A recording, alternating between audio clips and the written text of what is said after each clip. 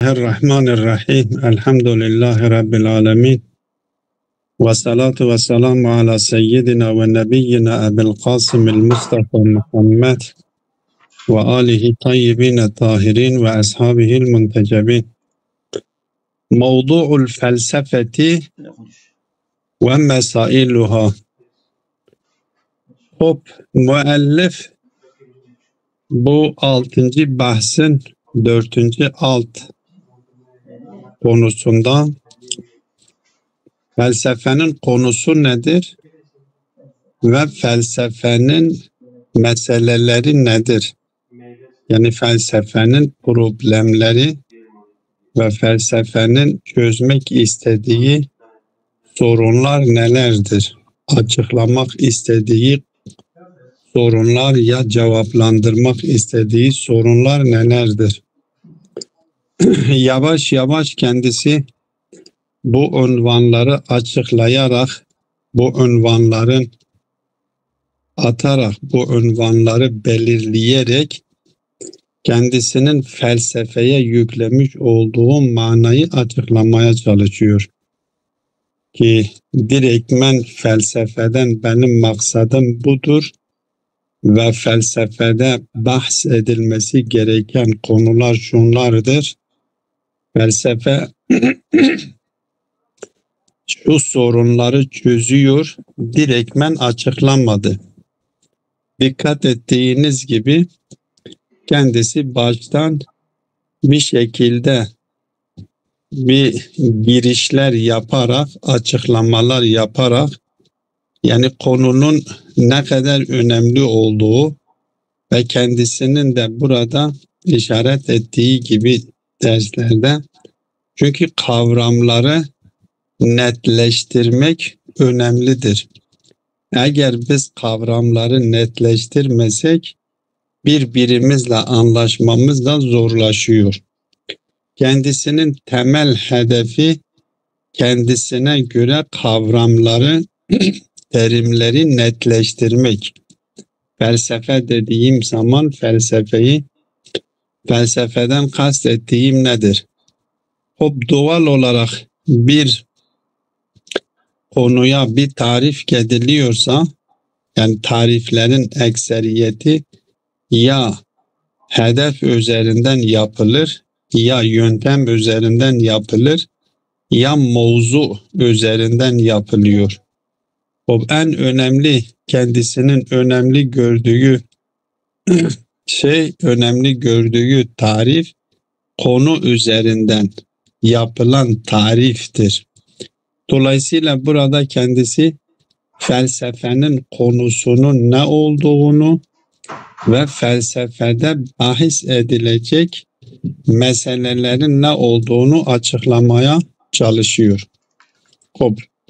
Diyor ki sebete ledeyna mimma zekerna sabiqen enne afdale sebilin li ta'rifi ilmin ma huve en nuayyine mevdu'ahu ve en neltefite ila kuyudihi in kânet lehu kuyudun. Sümme nesta'ride mesaile zâlikel ilmi bi'unvani kavniha qadâya laha mihverun vahidun huve zâlikel mevdu'ul mezkur. Daha önce bahsettiğimiz gibi, açıkladığımız gibi bir ilmi tarif etmek için en güzel yöntem, en güzel yol, diyor ki o ilmin konusunu belirtmektir. O ilmin ilgilendiği konu nedir? Onun konusunu belirterek ve konusunu tayin ederek onu tarif etmek en güzelidir. Ve en neltefite ila kuyudihi in kânet lehu kuyudun. Eğer o bilimin konusunun kayıtları da varsa, onu sınırlandıracak, onu mahdut edecek kayıtları varsa, o kayıtlarına da iltifat etmek, teveccüh etmek gerekir. ثُمَّ نَسْتَعْرِدَ مَسَائِلَ ذَٰلِكَ الْعِلْمِ بِعُنْوَانِ كَوْنِهَا قَضَايَا Ondan sonra bu ilimde konu edilecek meseleler, yani çözülmek istenilen o mevzu kanıs bağlamındaki sorunların meseleler nelerdir?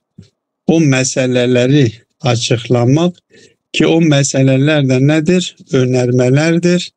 Ki o önermeler için laha mihverun vahidun, tek bir mihver söz konusudur. Ki o mihver de nedir? Zikir edilmiş olan konunun kendisidir.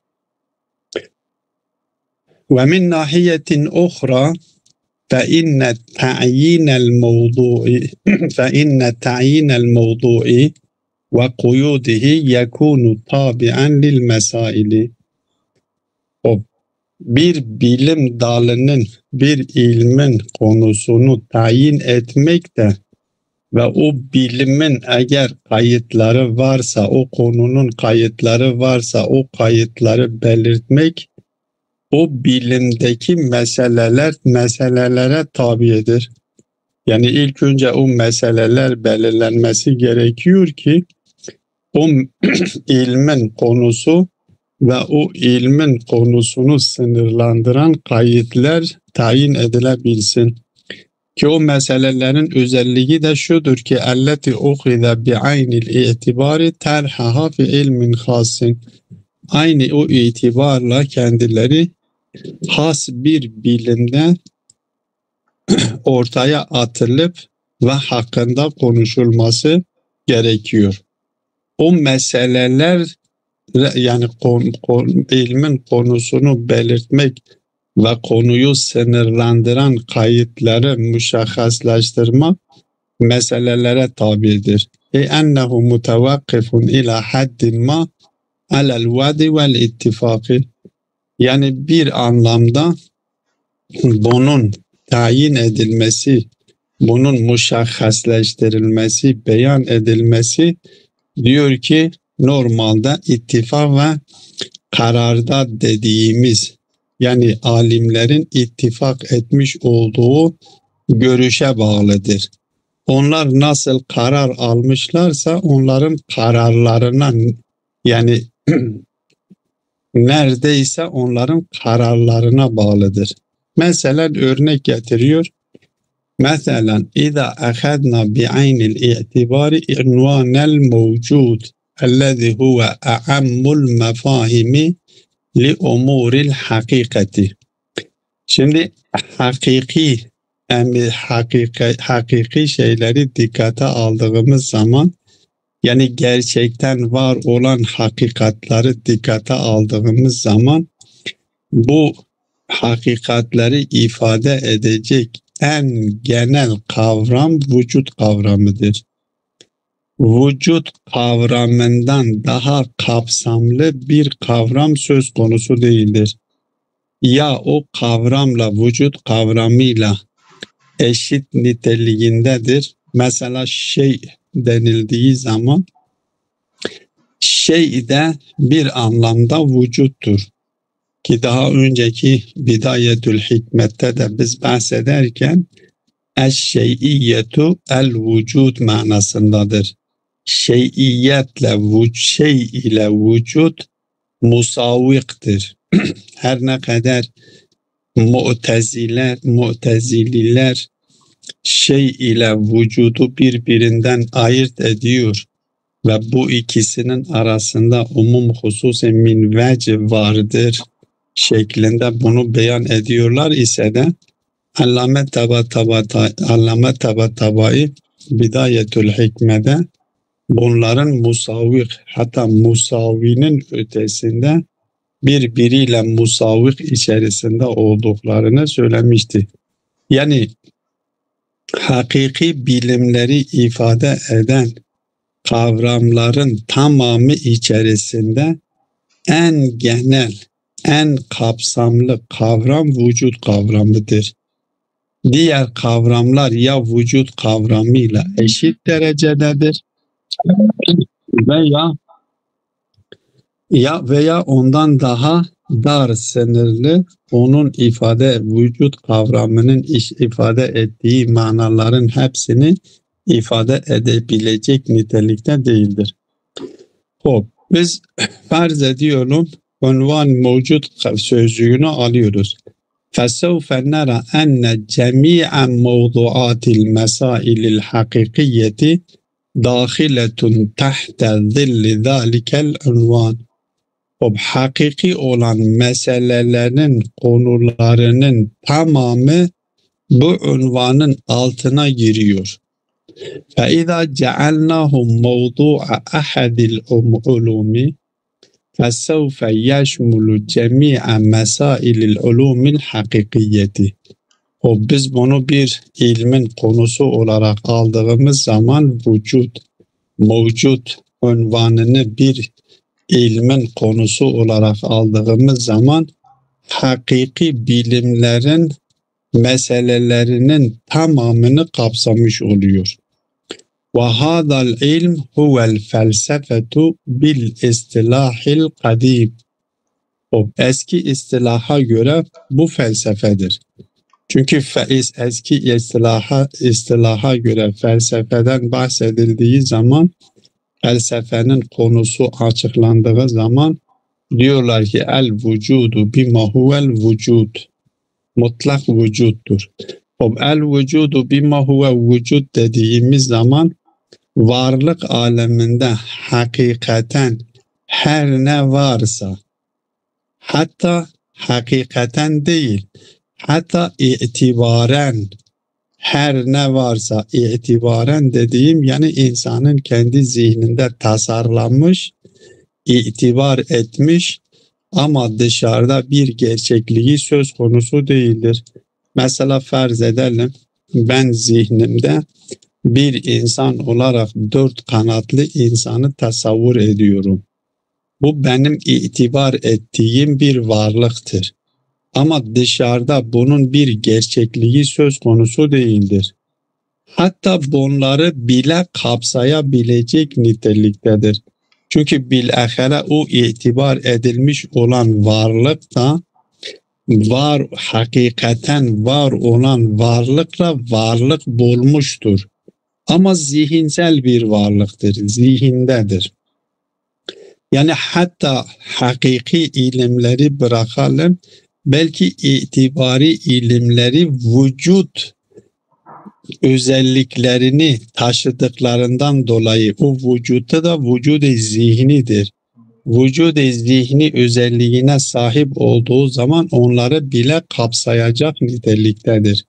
Onun için bazıları felsefeyi tarif ederlerken hakiki ilimlerin yanı sıra hakiki bilimleri de hakiki şeyleri, bilimleri kapsadığı gibi itibari bilimleri de kapsadıklarını söylemişlerdi. وَلَكِنَّ الْحَدِيثَ عَنْ مِثْلِ هَذَا الْعِلْمِ الْجَامِعِ الشَّامِلِ لَا يَنْسَجِمُ مَعَ أَهْدَافِ تَفْكِيكِ الْعُلُومِ وَفَصْلِهَا. Ama daha önce biz ilimleri farklı dallara ayırmıştık. Farklı bölümlere ayırmıştık. Farklı sınıflara ayırmıştık. Eğer biz felsefenin konusunu bu söylediğimiz anlamda genel bir şekilde yani hakiki olan varlıkların tamamını kapsayacak nitelikte bir unvan olarak alırsak, hatta işaret ettiğim gibi o itibari olanları da, çünkü itibari bu noktayı da itibari bağlamında hatırlatmakta yarar vardır. İtibari olanlar da muhakkak hakiki olanlara dayanıyor. Yani hakiki ilimlere, hakikatlere dayanacak şeklinde onlarda vücut buluyor. Yani bir anlamda hakikatlerden bir anlamda bir koku alacak niteliktedir. Dolayısıyla biz bu şekilde baktığımız zaman vücut sözcüğü el vücudu bima huve vücud dediğimiz zaman felsefenin konusunu el vücudu bima huve vücud olarak aldığımız zaman bütün bilimler felsefede konu edilmesi gerekir. Bu şekilde aldığımız zaman o zaman bilimleri farklı farklı dallara ayırt etmek, farklı farklı bölümlere ve sınıflara kategorize etmek hedefiyle uyum içerisinde olmuyor. Bu bir taraftan siz ilimleri farklı bölümlere ayırt ediyorsunuz, farklı dallara ayırıyorsunuz. Diğer taraftan felsefe için bir mevzu belirliyorsunuz ki bütün bilimleri kapsayacak niteliktedir. O zaman bilimleri bölümlere ayırmakla tezat içerisine giriyor diyor.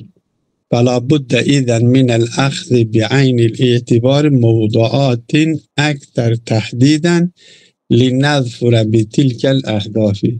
Öyleyse eğer biz bu kısımlandırmadan hedeflediğimiz hedeflere ulaşmak istiyorsak, o zaman biz burada aynı itibarla birçok konuyu almamız gerekir. Bu konuları biraz daha sınırlandırarak, biraz daha daraltarak bunları belirtelim ki bu ilimleri kısımlandırırken kendi hedefimizle tezat içerisine girmeyelim, hedefimizde başarılı olabilelim. فَالْمُعَلِّمُونَ الْقُدَمَاءُ اِهْتَمُّوا اَوَّلًا بِفِئَتَيْنِ مِنَ الْمَسَائِلِ النَّظَرِيَّةِ وَلِكُلِّ مِنْهُمَا مِحْوَرٌ خَاصٌ. İlk araştırmacılar, ilk alimler, bunlar iki çeşit, iki tür teorik meselelere dikkat etmişlerdir ve onları önemsemişlerdir. Bu her iki tür meseleler içinde bir has bir mihver söz konusudur ki ve atlaku ala ihdahima ismet tabiiyati ve alel uhra ismer riyadiyat. Bir kısmına tabiat denilmiş, bir kısmına da riyadat. O tabii ilimler yani doğa bağlamında şekillenmiş olan bilimlerdir. O doğa bağlamında şekillenmiş olan teorik bilimlerin konusu nedir? Et-tabiiyattır. Diğeri de riyaziyattır. Biraz daha zihinseldir. ثُمَّ قَسَّمُوا كُلًّا مِنْهُمَا إِلَى عُلُومٍ اَكْثَرَ جُزْئِيَّةً. Her birisini hem tabiiyatı ki daha önce onlara işaret etmişti, hem tabiiyatı hem de riyaziyatı getirmişler daha küçük bilimlere, daha dar bilimlere kısımlandırmışlardır. وَهُنَاكَ فِئَةٌ ثَالِثَةٌ مِنَ الْمَسَائِلِ النَّظَرِيَّةِ تَدُورُ حَوْلَ اللّٰهِ وَقَدْ أَطْلَقُوا عَلَيْهَا اسم معرفة الربوبية. Burada bazı meseleler, teorik meseleler söz konusudur. Bu iki bilim kısmı, bu iki tür bilimin yanı sıra üçüncü türden olan bazı teorik meseleler söz konusudur ki ne tabiiyata giriyor ne de riyaziyata giriyor. Onun içinde bu bilimler, bu teorik meseleler Zat-ı Bari Teala hakkında olduğu için geldiler. Bunun üzerine de demişler ki Marifetullah ismini takmışlardır.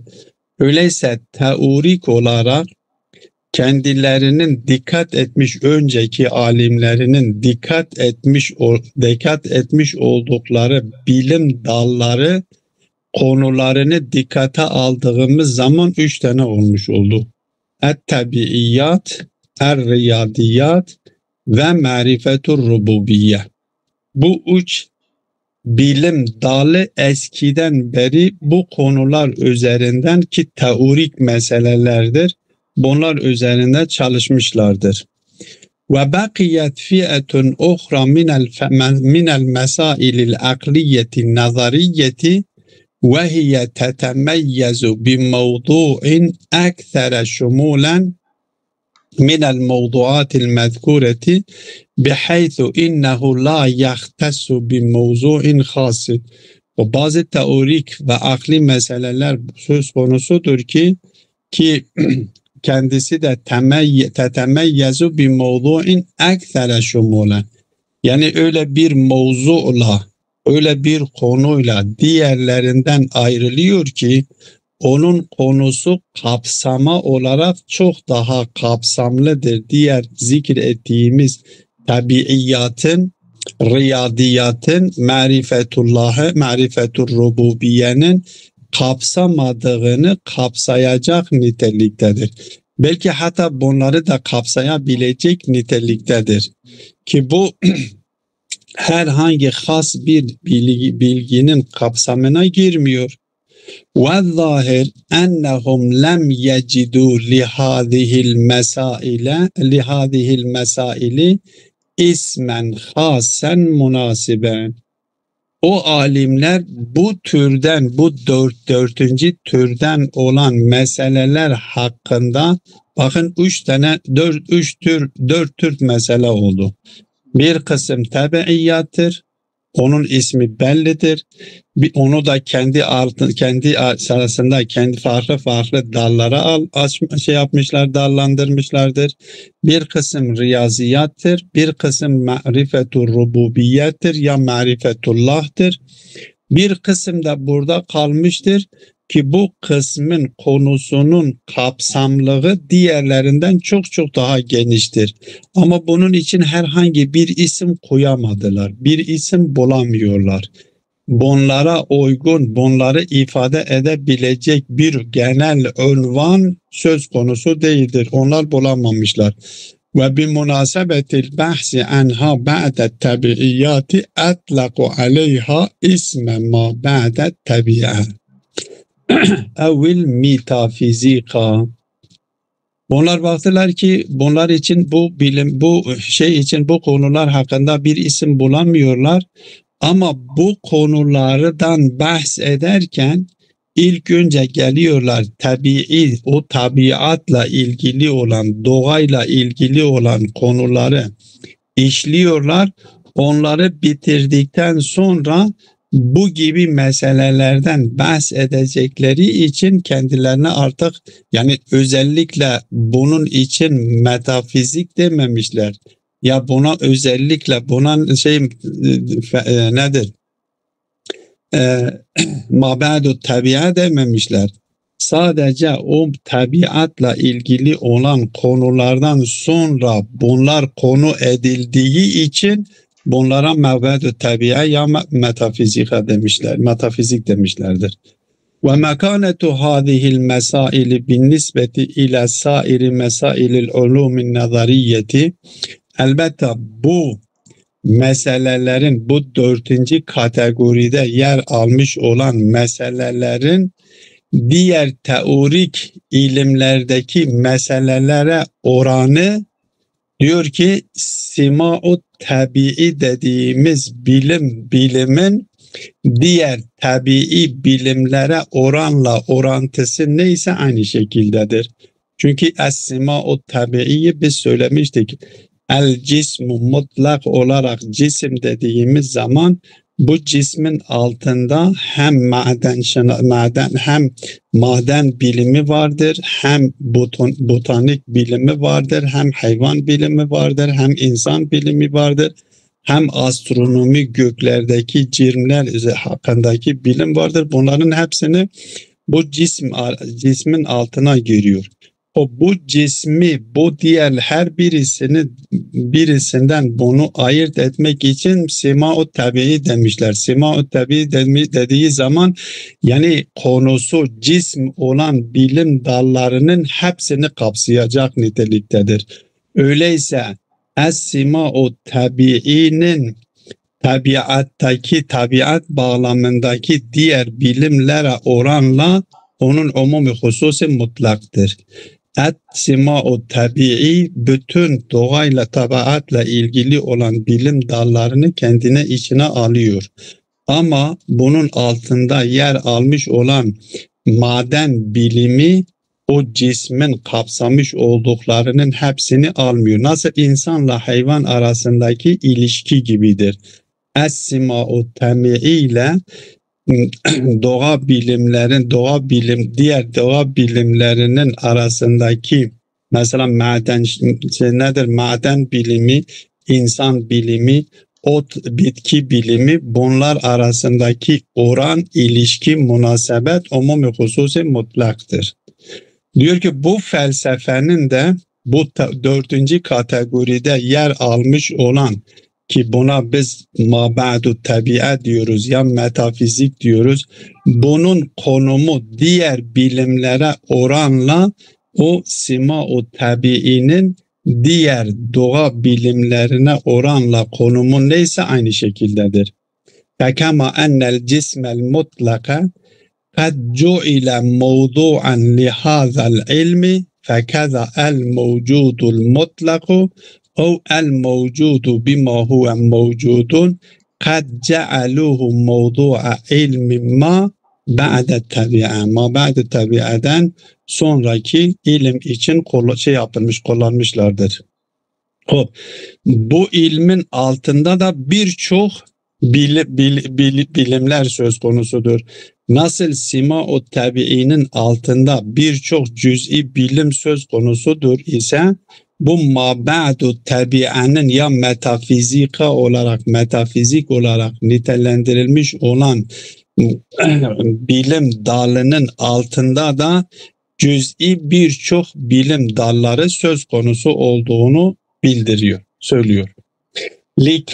لكي يتسنى لهم أن يتناولوا فيه المسائل التي لا تختص بموضوعات العلوم الخاصة ki bunu getirmişler, bunu قد جعلوا موضوع علم ما بعد tabi'a el mevcudu bima huve mevcud ya el mevcudul mutlak getirmişler. Bu ma ba'du tabiat dediğimiz bilim dalının konusunu yapmışlardır. Ki likey yetesenna lehum en yetenavelu fihi el mesailelleti la tahtesu bi mevzuatil ulumil hasseti. Has bilimlerdeki mevzulara has olan bilimlerle bir şey yapılmasın diye, onları kapsamasın diye bunu getirmişler, ne yapmışlar? Genel bir kavram olarak mab'du tabi'anın konusunu yapmışlardır.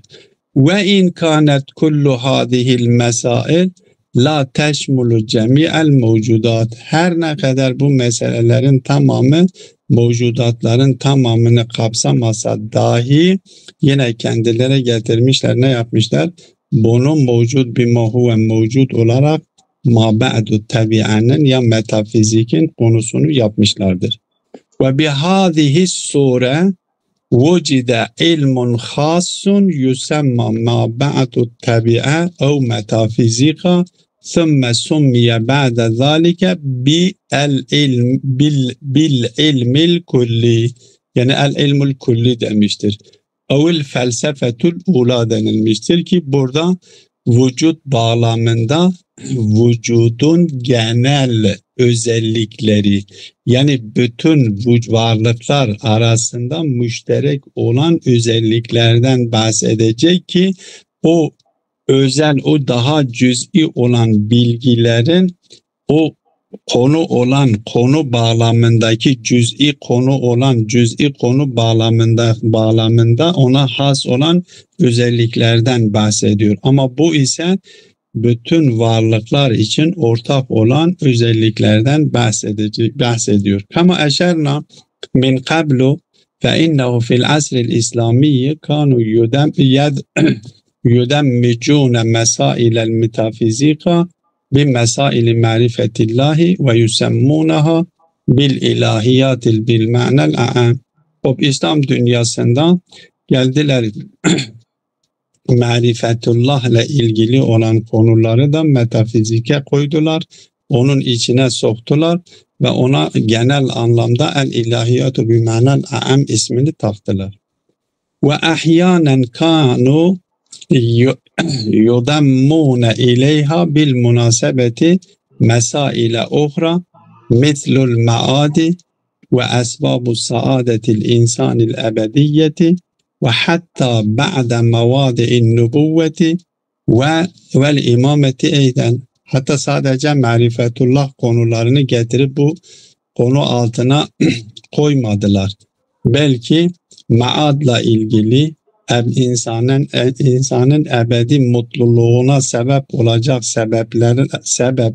sebepler konusunu, nübüvvetle alakalı, imametle alakalı olan konuları da getirdiler. Burada işlediler. Kama yulahadu zalike fi ilahiyati şifa, İbn Sina'nın Eş-Şifa dediği şifa kitabında bunlar görüldüğü gibi bunlardan bahsedilmiştir. Ve izâ kâne lâbudde min itibari cemî'i hâzihil mevâdi'i mesaile esasiyeten lihâdel ilmi bihaysu la yuaddu zikru ba'diha tetaffulen ve istidraden fe innehu yestelzimu en ne'tebire mevdu'a hâzel ilmi vâsi'en cidda. Eğer gerçekten gelip bu meseleler, bu temel olan meseleler ki bütün meseleler burada bahsedilen meselelerdir, esasidir, temeldir. Bunların konusunun hepsini bu el-vücudu bima huve vücud unvanının kapsamış olduklarının hepsini bu konunun asıl konuları olarak, yani teteffül değil, yani zemnen kendisinde bahsediliyor değil, ya istidrardan terden lilbab olarak kendisinde bahsedilecek değil, belki bu konunun meseleleri olarak, esasi meseleleri olarak bunları alıp ve burada işlemeye çalışırsa, o zaman bu konunun alanı çok çok geniş olacak diyor. وَلَعَلَّ تَعْيِينُ مَوْضُوعٍ وَاحِدٍ لِمِثْلِ هَذِهِ الْمَسَائِلِ الْمُخْتَلِفَةِ لَيْسَ اَمْرًا سَهْلًا. Bu muhtelif meselelerin hepsini kapsayacak bir kavramı, bir konuyu tayin etmek şayet öyle kolay değildir. وَمِنْ هُنَا فَقَدْ بُذِلَتْ جُهُودٌ مُتَوَصِّلَةٌ لِتَعْيِينِ هَذَا الْمَوْضُوعِ وبيان أن جميع هذه المحمولات هي من أعراضه الذاتية ولكنها لم تكن موفقة تماما. Ama alimler her halükarda bu meselelerin hepsini bu bilim dalında kendisinden bahsedilecek meselelerin hepsini kapsayacak şekilde bir konuyu belirtmek için büyük çabalar harcanmıştır ve bunlar için birçok şeyler verilmiş, çalışmalar yapılmış ise de ki getirmişler bunlara, demişler ki burada bahsedilen el-mahmulat yani el-a'razu zatiye, onun için zati olan arazler olarak burada bahsedecek, bunu açıklayacak nitelikte bunu açıklamaya çalışmışlardır ise de bir konu altında, ama bu çalışmalarında muvaffak olamamışlardır. Ve ala eyyi halin fe innel emre yeduru beyne en ne'hude hub. O zaman biz gelip nasıl bir unvan belirleyeceğiz? Biz bu meselelerin tamamını bahsedecek, genel bir konuyu ifade edecek bir unvanı nasıl belirleyeceğiz? O mevzuunu nasıl belirleyeceğiz? Ki meselelerin tamamını kapsayabilmiş olsun. Diyor ki ve ala eyyi halin dursak nasıl olur acaba burada? Çünkü bitmeyecek. Bir ders kalıyor. Ve ala eyyi halin, evet, buradan biz isterseniz yarına bunu devam edelim çünkü zaman da geçiyor. Tamam, inşallah devam edelim. Ya az kaldı. Burada kendisi bir şekilde bu meselelerin tamamını kapsayacak bir bir konunun, bir mevzuun belirtilmesi mümkün değildir. mümkün olmadığını biliyordum. Ancak diyor biz ne yapacağız? Bunların hepsini ya hedef üzerinden, amaç üzerinden ya revüş üzerinden bir şeyde bir yerde toplamaya çalışmamız gerekir. Hala bunlarda da biz başarılı olur muyuz, olmaz mıyız? Bunu konuşacak inşallah, bunu yarın. Ve sallallahu aleyhi ve Muhammedin ve alihi teyyibine tahirin. Evet. Kim konuştu? Dinliyoruz. Ya Hocam, dedim onu iki paragraf kaldı, bitirseydik ma. 2 paragraf kalmış. 2 paragraf kalmış, uzun sürecek. Ama bir de fazla sıra bir gecenin hulasatul kavl ya. Biz yarın oraya Tamam. Biz Yok. sonraki unvanla beraber tamamlayacağız inşallah. Aynen inşallah. Tamam. Tarifül felsefe dedim. Tamam. Tamam, tarifül felsefeyle beraber tamamlayacağız yarın inşallah. Tamam. Allah'a emanet. Cezakumullahu hayran. Ailesi de Allah'a emanet olun. Allah yardımcınız olsun. İltimas ediyorum. Aynen.